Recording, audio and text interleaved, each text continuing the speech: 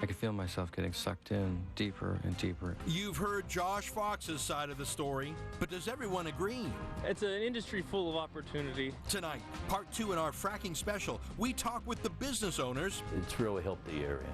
It's a godsend. Frack workers. I would just like to continue growing with this industry. And landowners. I've been averaging anywhere from 2,000 to 4,000 a month. That's all ahead on this special edition of The Source.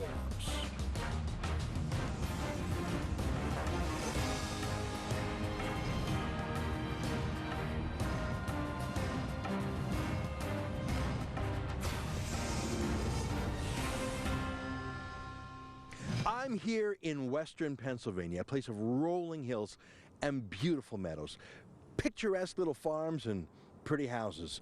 But a mile or so beneath me is the Marcellus geological formation, a layer of shale rock, really compressed mud, that contains in its tiny pores little pockets of natural gas and other fossil fuels too. So much of it that over the past 5 years, because of the combined technologies of fracking or hydraulic fracturing and horizontal drilling, this place has become the most fracked place in the world. Every mile or two is another natural gas well. You can see a drilling rig a few miles behind me on the horizon. It's drilling a well.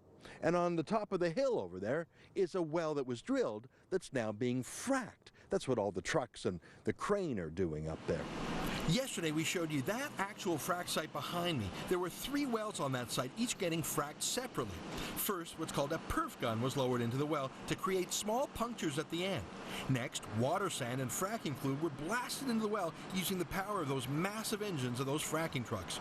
This opens up small cracks into the shale rock, which lets the gas out and up to the surface through the production line. And as the director of operations told us yesterday, water is a huge factor in the process. Really, water makes up the majority of what we do, and chemicals are less than 1% of what we apply, and sand is also a small percent from a volumetric perspective. So water is clearly our big consumer here on location. And where do you get the water from? Do you use groundwater? Is it fresh water? Do you recycle your water? Where does that come from? We have multiple sources that we use. We have permitted sources from nearby lakes, rivers, streams, so we utilize as many as we can, but our big use is the recycled water. A couple of years ago, we moved toward a 100% recycling program. So we produce anywhere from 10 to 15,000 barrels a day of produced water in this field, and we reuse all of it in our fracturing operation. The drilling and fracking process only takes a matter of weeks before the trucks and heavy equipment leave, and the site is ready to be reclaimed, only leaving the pipes for the gas coming out of the wells and small containers to capture any extra water. This area has always been rich in oil and gas, but now instead of small wellheads dotting the landscape everywhere, all the gas is pushed to the few production sites with a very small impact on the landscape. We produce oil or natural gas from about 1 to 2 square miles, depending on a number of factors. And while you do see there's clearly a surface impact here, we can produce that 1 to 2 square miles with only having 1% impact on the surface. So this is dramatically reducing surface impact. So there's really no form of energy in the world that can produce as much energy with as little impact on the surface. So how do they produce so much oil and gas while only having a 1% impact on the surface? Through a process called horizontal drilling, a real game changer in the Marcellus gas boom. Pipe is now able to not only go down into the ground, but also reach miles across sideways. While at the frack site, we learned that there's an incredible amount of technology used. Just as much science that goes into the subsurface research, it's second only to NASA, and in many ways the space program borrows technologies from our industry. So as much technology that goes into understanding that subsurface also goes into making sure you have proper wellbore construction and integrity, and then that same kind of science and technology goes into the fracking operations as well. And the technology is working. If it were its own country, the boom in natural gas production in the Marcellus geological region would make it the 7th largest gas producing jurisdiction in the world. And it's made the people around here prosper, a prosperity that hasn't been seen around here since the big steel mills all started to close shop 30 years ago. We met some of these people working in this industry a few weeks ago when we came to Pennsylvania for a pro-fracking rally in Harrisburg, the capital city of the state, We talked to businessmen and union leaders and teachers and individual landowners about why they love shale gas and the fracking technology that produces it. Like the leaseholders who are making thousands of dollars a month. We're a Pennsylvania landowner. I have 22 acres in Susquehanna County, and it's all about the gas. So, as a landowner, how did you get involved with fracking? How did that start? Chesapeake leased me, and then they switched me over to Cabot, and that's how it all started. I don't mean to pry, but I am curious. You got 22 acres. How much dough you make in a year in land leases? I only have 9 acres in a unit right now. Maybe $5,000 a month. It's not bad. Pays rent. Sure does. What do you do when you're not counting your money from fracking? You're a farmer, or what do you do on the land anyway? I have a real job. Yeah, what's your real job? I'm in manufacturing. And the people who are sick of the anti-fracking rhetoric. It's very clean. They do a wonderful job. They put it back to where they found it. Did they pay you to say that? No, they did not. Absolutely not. Absolutely not. Why are you here? Like, why? Yeah. Because I want to support it. Because I think our country can be energy independent. Because I think it's good for us. It gives us jobs. It gives us money. Or the young woman who's thankful for a job right out of university. I've worked for natural gas since I graduated from Penn State, and so it's been a big blessing for me. What was your degree from Penn State? Chemical engineering. Or a pastor who knows the answer for unemployment in his congregation lies in fracking. We know that the black community is facing double-digit unemployment in many of its poorest pockets of urban areas, and so we can't just preach about problems, we have to become problem solvers. Do you see fracking as a way for young black men and women to get a good job? Absolutely, absolutely. There are many other opportunities by which young African Americans can find employment, but in a billion-dollar industry, we can't overlook this kind of industry. The train has left the station on fracking, and so there's no need in continuing to talk about what's wrong. We need to talk about what we can do to make things right.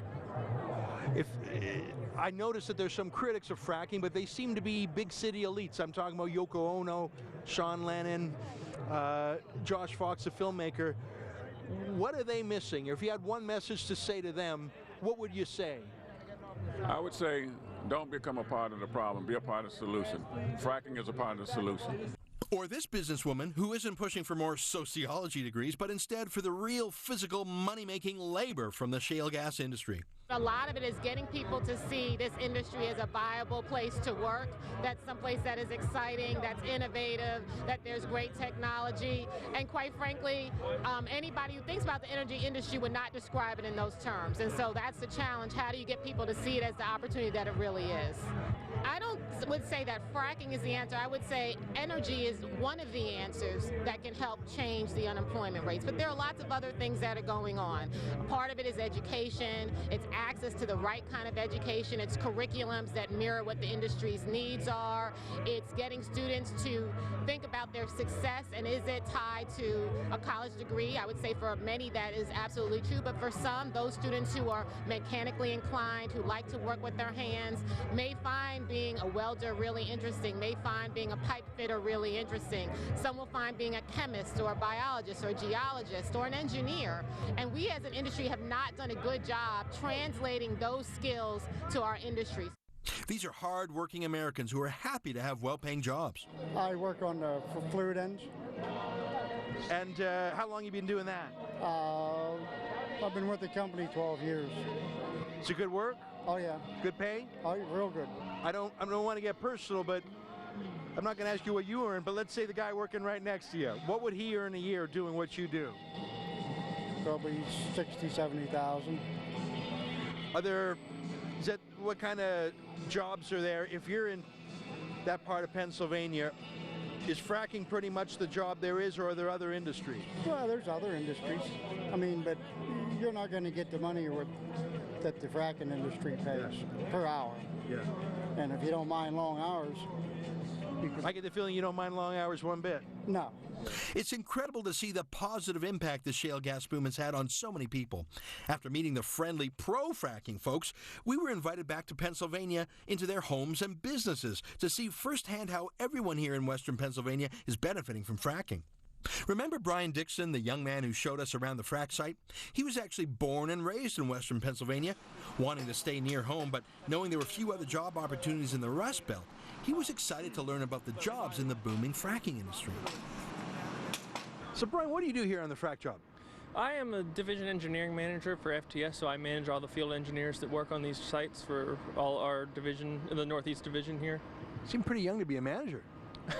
Yeah, it's an industry full of opportunity, and so it's something that I always wanted to do, climb the ranks, and I had my sights set on this. And how old are you?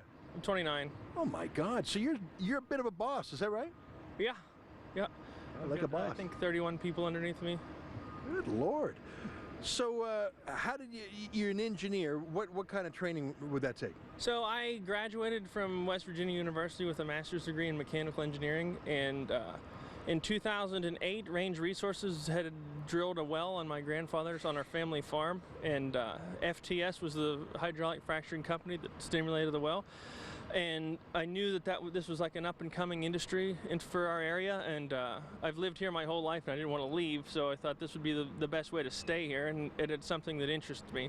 So I applied at FTS. I wrote them some letters and sent them some applications, and eventually I got called down for an interview, and they hired me in May, and I've been here I'm in my 5th year here now at FTS. So it started when they came to frack your grandpa's land? Yeah, they were literally in the backyard, and I paid attention to the operations a lot. I would go down there. I would be one of the guys that would be like walking around the outside of the location trying to figure out what was going on, and got to talking to some of the guys on the location, and they directed me to the proper people, and I got in touch with them at FTS, and they ended up bringing me on board. Now there's so much fracking around here, there's really no person that's not touched by it, if not directly by fracking on their property or having subsurface rights and getting a payment.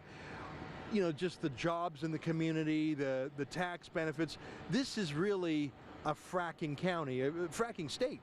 Oh yeah, for sure. And me specifically, I'm probably one of the more unique situations where I'm exposed to on both sides of the industry. I work in the industry, plus I'm on the landowner side of the industry, so I get to see it from both sides, and I can understand some of the the dynamic between the operating companies and the landowner. So it's pretty nice for me to help understand some of the concerns with landowners, some of the concerns with the operators.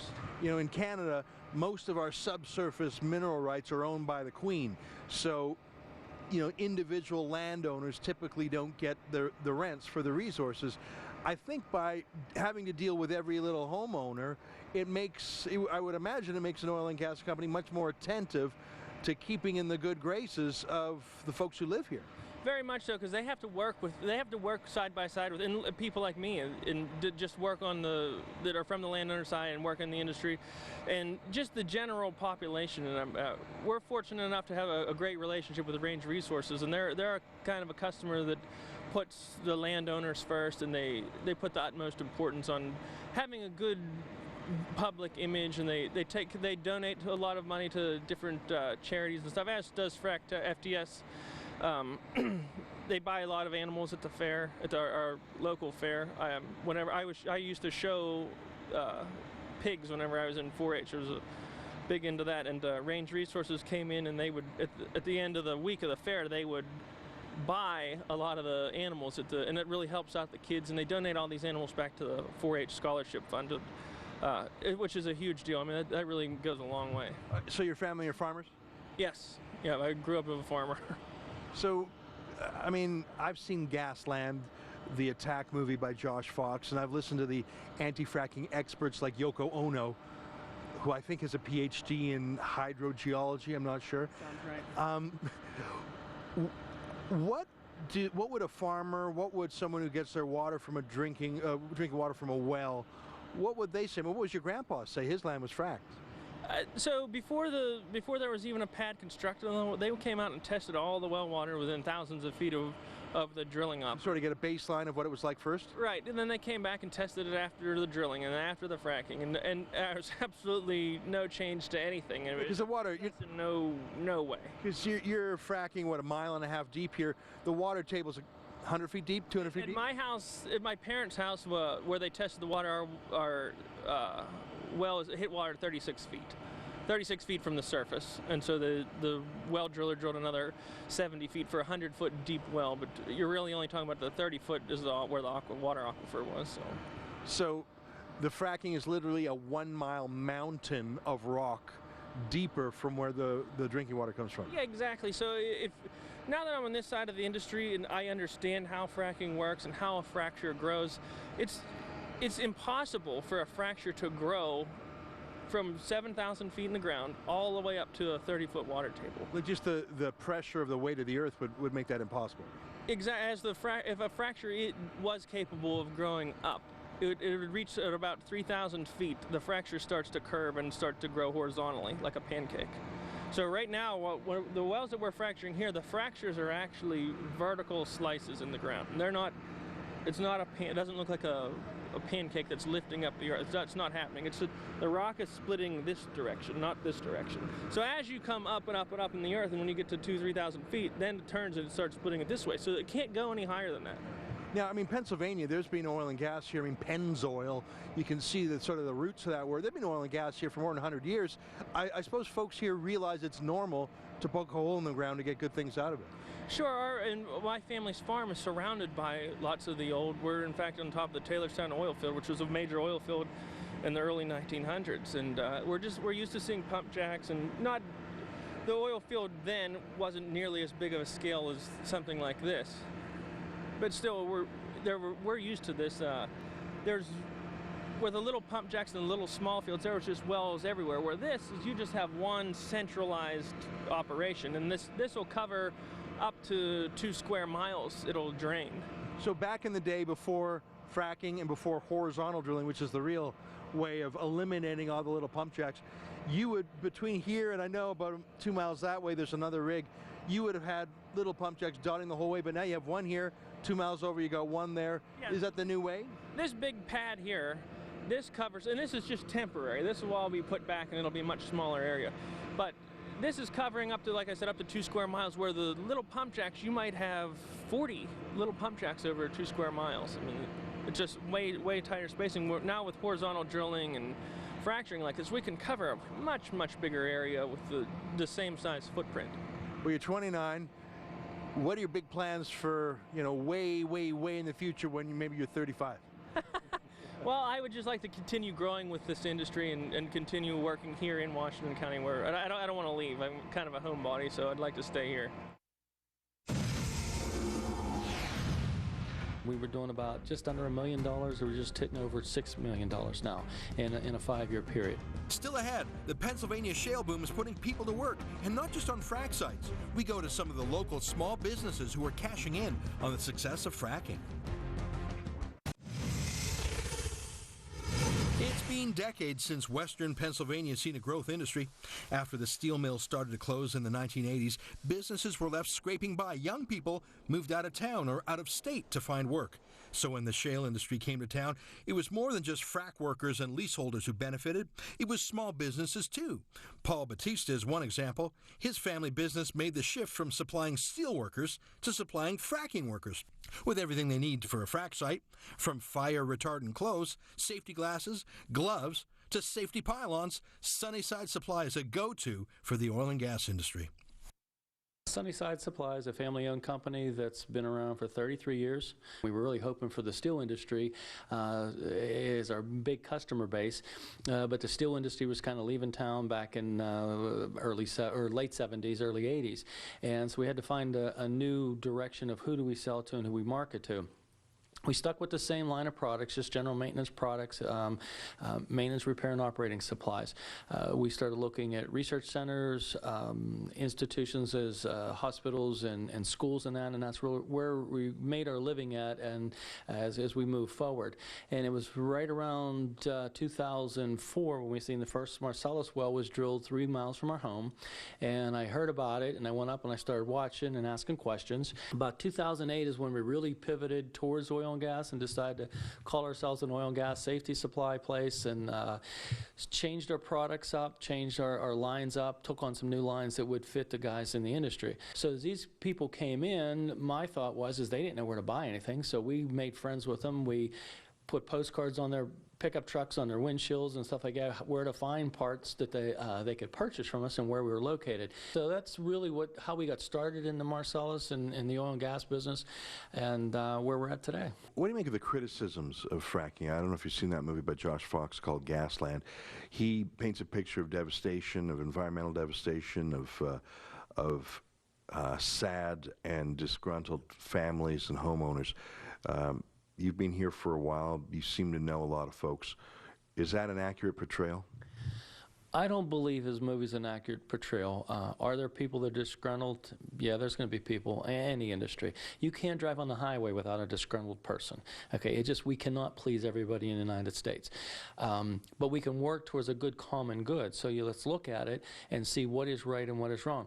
I honestly believe, and I said to the industry when they came in here in all of our public meetings, if you're accountable for your actions, if you're responsible for your actions, and if you can be a good neighbor, come on around. But if you can't be, and you're going to mess up the environment and mess up our neighborhood, we don't want you. So when you set standards out for those people and talk to them, they'll live up to them. This industry is based on innovation and technology. So when you challenge them to it, say, well, how come there's so much mud on the road? What can we do about the mud? Well, they think about it and say, well, let's put gravel down. Let's put pressure washers out. And that's how they started. Put pressure washers out on the trucks to clean the mud off first. Well, then they says, you know what, let's just invest money into the gravel. So we cleaned up that issue, but we had a conversation, and we didn't throw things at them, and we worked with them. So his portrayal to me is just, it's really inaccurate, and it's negative, and I think it's just like trying to sell news. Negative news sells more than positive news. Now, you're from a farm background. You were telling me about growing up on the farm as a kid. How has fracking impacted people who still farm? Yeah, I think that's the biggest impact financially and positively for the farmers. I still have family in farming and that, and what I've seen from the royalty checks and the mailbox money, as they call it, is they're able to buy newer equipment. I can show you farms that are immaculate. I drive through this area right now. I'm working with a lot of rigs in southern part of Pennsylvania into Ohio. I see farms and homesteads that are so beautiful because they've used their money from their oil and gas royalties to improve things. They love the land. They're not going to ruin the land, and they're going to work with the oil and gas company to say that, this is a good thing. So I see improvements to homes. I see improvements to barns. I see improvements to equipment, driveways. It's just, to me, it's a revenue source that you can do things, positive things with. It's really helped the area. It's a godsend. Western Pennsylvania might not be Steel City anymore, but there still is plenty of use for steel in the fracking business. After the break, how one company is changing the meaning of Steel Nation.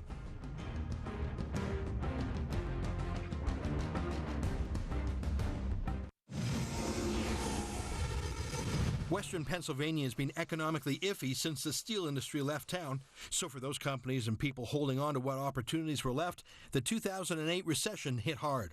Dave Langley was trying to make a living selling modular homes. He told us it was clear he was in the wrong business at the wrong time, but he wasn't sure where to turn.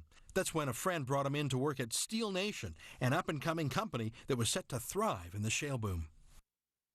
We do design buildings for the compression industry for Marcellus gas.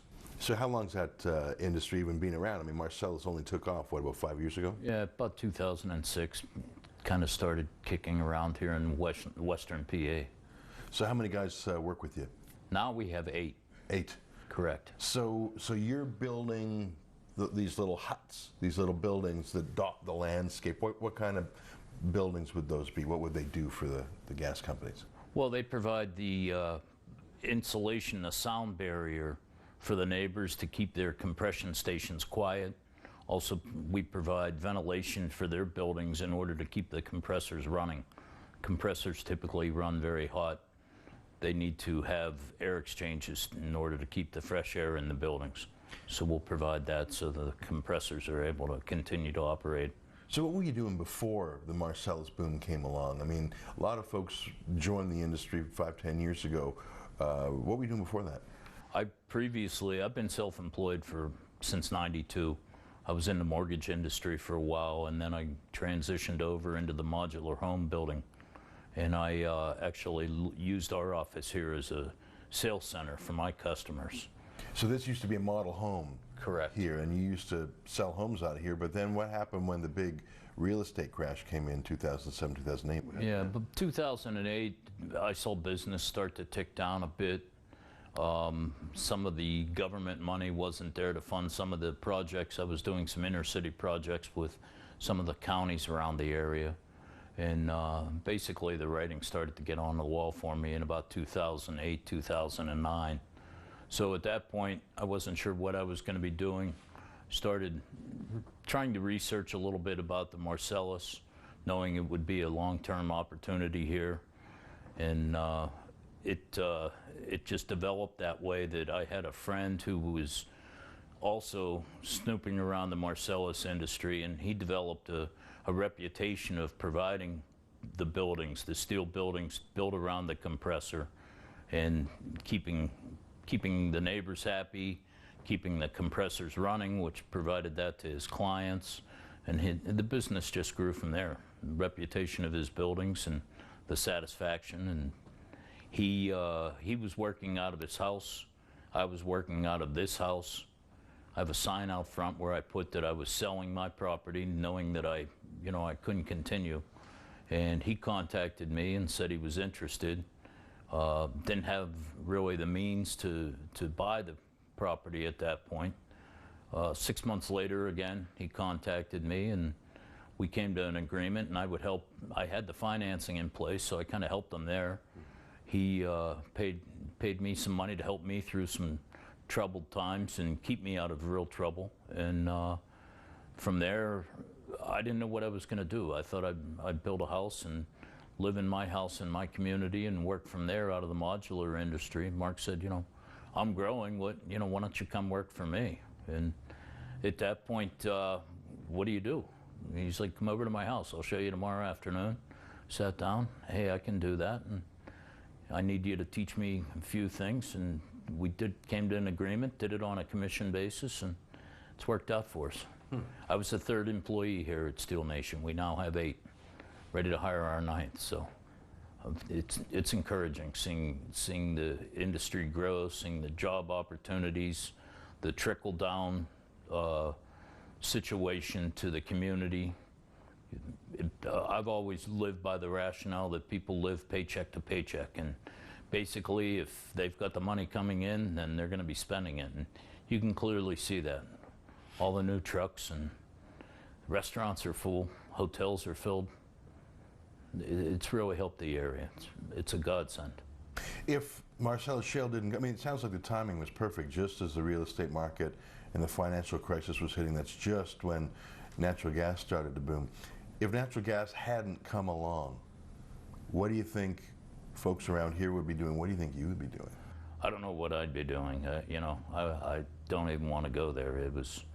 I was in a very tight situation when the whole thing came.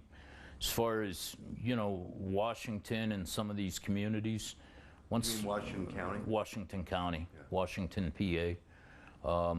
And some of the river towns, the Mon Valley they're known as, when the steel industry left here, it just took down a lot of the towns and economically just strapped a lot of the areas, small towns. But now you have people moving out. As soon as when they were out of high school, kids were gone, maybe to college, maybe to go work. A lot left the area, but now they're coming back. You can see it in the growth. You can see it in the construction of homes, developments. Some of the bigger homes, it's like, where do the people come that are buying those, but you also have the modest homes and the people that are out there working in the fields, getting the pipeline laid. They come and go a lot, but then you have the people that have to run these facilities, and they're here for the long term. Now, what about environmentalists who say, I watched that movie by Josh Fox called Gasland, and if you believe that movie, Pennsylvania is a wasteland of poison water, dirty air, and angry people. Have you seen that movie? I have seen that movie. And what do you make of that? It's totally inaccurate. You haven't seen anything as far as cons to the fracking. As far as you may have a spill here or there, but the cleanup's been there. The companies have paid the fine, And they're doing what they can to keep the environment clean, and you can see it in how they manage their facilities and their safety programs. You mentioned steel. I mean, you use a lot of steel for sound control, these compressors. Is that some of that steel coming from Pennsylvania? Sure. Yeah, we buy from a couple different factories located right here in Western PA. So our theory is if we can keep it local, we're keeping it local. We've been developing a lot into Ohio also. We're still using a Pennsylvania company for our steel, but we're working with vendors and just different subcontractors that we use are all pretty much local people. Whether they only own an acre or if they own 100 acres, they're all getting something. Still ahead, it's clear businesses are thriving, young people have work in their home state, but what about the people who own the land? The people the oil and gas companies lease the land from so they can frack the gas underneath it. Well, we were invited to one man's house to check out what fracking looks like for him.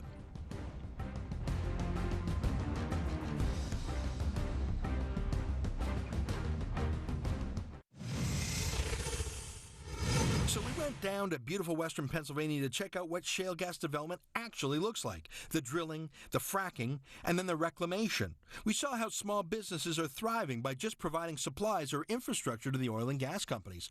But we haven't seen what these landowners look like. The ones Josh Fox shows in his movie Gasland and Gasland 2, who paint the oil and gas companies as evil, who claim fracking has ruined their properties and their drinking water. But is any of this true? Well, there were some residents who wanted to set the record straight and reached out to me on Twitter, inviting me over. I had just tweeted a picture of where we were stopping for a break, a fun ice cream store next to the highway called the Turtle Twist. Pretty much the kind of place I'd visit twice a day if it were in my hometown. Anyways, someone on Twitter saw me tweet that photo, and he said he lived just a few miles away and that he had a farm that was fracked. He wanted me to come and check it out. Well, naturally, I finished my ice cream first, but then we scooted right over to check it out. That's when we met about the best guy you'd ever want to meet, a real hail fellow well-met patriot named Donald Ressler. Ressler's farm was dried up from a recent drought when an oil and gas company approached him. He says it couldn't have come at a better time. They drilled over here, if you look, right above that gray house over there. That's the well pad they drilled. Oh, yeah. So I didn't get any damage here. Well, he didn't get any damage over there either. I mean, other than the little bit area that the pad took up, the well pad. So just to be clear, it's that area up there. Yeah, you could see the little tanks and stuff sitting there. So how long were they there when they were fracking there? How long were the trucks there?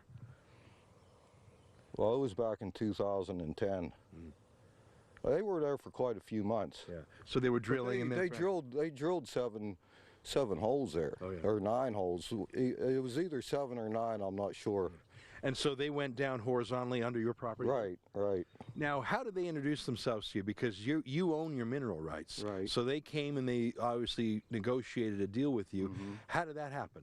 They just showed up at my door. And I mean, I was expecting them to come because I've had family that's got farms and friends and stuff in the area, and they were already here doing it, so I was expecting them to come. How did they conduct themselves with you? Oh, they were pleasant, real nice to deal with. How many acres do you have altogether? We have 43. Yeah. I don't want to get personal, and if it's confidential, I respect your confidentiality, but I am very curious how much royalties or lease payments you would get from that well over there. Well, I'm only getting paid for 10 acres because my mother owns the rest. I've been averaging anywhere from $2,000 to $4,000 a month.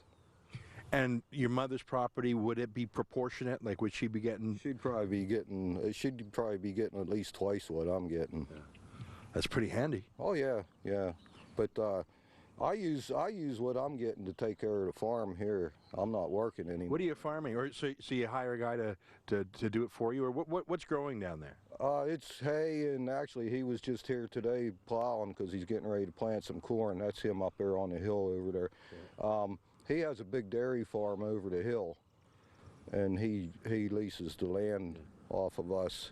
So technically you're a farmer, but you lease the land to him to do that, and you lease the subsurface rights to range. I'm not getting anything for the lease to him. It's more or less just somebody to take care of the property. Yeah, fair enough. I used to grow produce here, but I give it up a couple years ago because it got dry, drought and everything, and it was a losing proposition, and it couldn't have been a better time for range to come in here. Well, that sounds like a success story. I watched that movie by Josh Fox called Gasland, where he really demonizes the oil and gas industry, and he makes it seem like all the people are up in arms against it. Have you seen that movie? And if you have, what would your response to Josh Fox be? Well, I didn't actually see the movie, but I saw several of the video clips from it. I watched Frack Nation. Yeah. They were already here and done it before Gasland come out, and basically it's, from what I'm seeing, it's just a bunch of nonsense. Do most of your neighbors share your views? Yeah, we're all fine with it up here.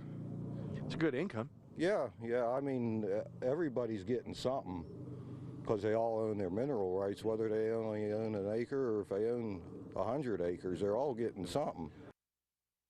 I tell you, that man makes me think of one word: America. What a good egg. So the landowners seem pretty happy, but what about their drinking water? Well, I asked Donald for a refreshing glass of tap water, and he didn't hesitate to offer me one. Well, cheers to your health. Sure. Thank you very much. I did the same thing at Dave's office. Cheers to Marcellus. It was clear nobody was concerned about contaminated drinking water in these parts. Maybe Josh Fox should actually meet some of these severely normal people living in Pennsylvania who know the truth about fracking. So everything's great for these landowners, but what about if the actual drilling and fracking happened on your property? Well, those people get honored in their own way. It's called the Jacob Campbell Unit, and we were drilling on the Inches property. These are named after the families that own this land. Jacob Campbell owns the land. He owns the minerals underneath it. Jacob Campbell is a rich man. It's been a blessing. How one man is living out his dream in the most unlikely places. We head back to the fracking site to talk to the Barbecue King.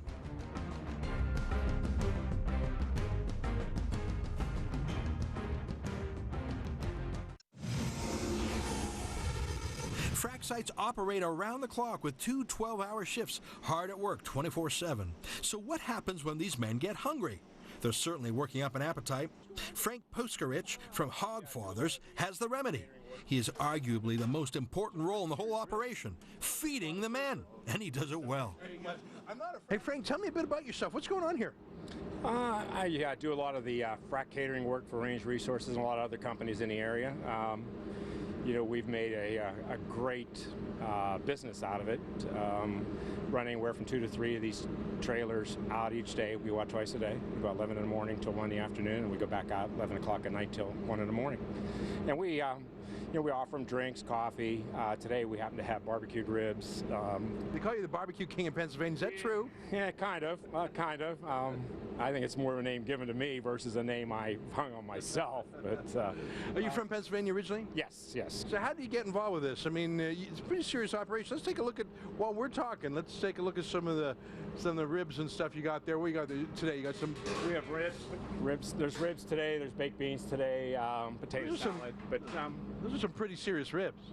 Oh. It's like brontosaurus ribs almost. Holy cow! Do you have some half a rack right there? I met a few folks here today from Texas. They know ribs down there. What kind of verdict do your Texas customers give for your Pennsylvania ribs? I get probably a 9 out of a 10. Well, that's pretty good. I mean, those Texans, they would never say Pennsylvania ribs are better. Even if they were, they would never say it. Well, I'd have to say probably best east of the Mississippi, and that's what I've been told. So when you go west, I'm tough competition. Now, what were you doing before all the fracking jobs came to town? Were you in the catering business before that? Not really. I was in a pizza business, and I've always wanted to do barbecue, and it kind of I was blessed. I opened a barbecue joint, and somebody from Range Resources said, "You want to do some catering work for us?" And never looked back. And again, I have to say, it's been a blessing. I went from one store with about 10 guys to like 5 stores now with over 85 people, and we just run 24 hours a day, 365 days a year. Well, that's a good point. I mean, some of these frac sites, they work around the clock. Around the clock, right. You have to be able to, you have to be available on weekends, you have to be available all holidays. Holidays are really big. Christmas Day is just unbelievable for us. And, you know, you kind of have to appreciate the job they do, and it makes it, it's a good feeling to show up on like a holiday with food for them. And do you do a special like Christmas dinner or something? Oh yeah, we'll do anything from you know, the typical Christmas dinners, whether it's steaks, ham, turkey. And the thing too is these guys give back so much. Like, they'll pay me to give food to, like, the food bank in Washington. Are you serious? We did that with Range for many, many years when we first got started. Like the first 3 or 4 years I was there, Range bought the food bank. And then they found it was easier for them to do, I guess, a bigger donation and move on. But there's a lot of give back from this fracking industry, a lot. Let me ask you, do any of the fellas come back for seconds, or is that just me? No, they come back for seconds. The food's delicious, so I don't blame them. Anybody come back for thirds? They say it's for other people, but who knows? They might. That's my line. I like using the word we. I said, this is for us, but it's just for me. It's for a buddy of mine. That's what they tell me. Mind if I get a little bit more of them potato salad? Absolutely. Okay, good stuff. Thanks very much. Still ahead, from businesses to employees, it's clear that fracking is keeping these western Pennsylvania communities thriving. But there's more perks to having the shale industry come to town. That's next.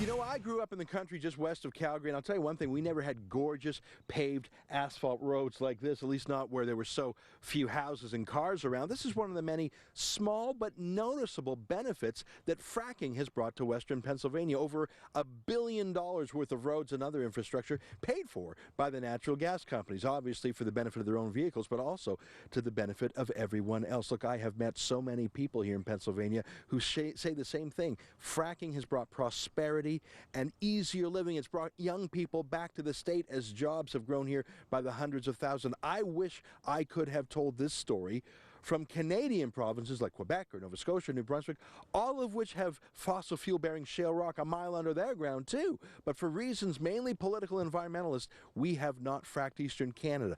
Now the have provinces, BC, Alberta, and Saskatchewan, have fracked hundreds of thousands of times.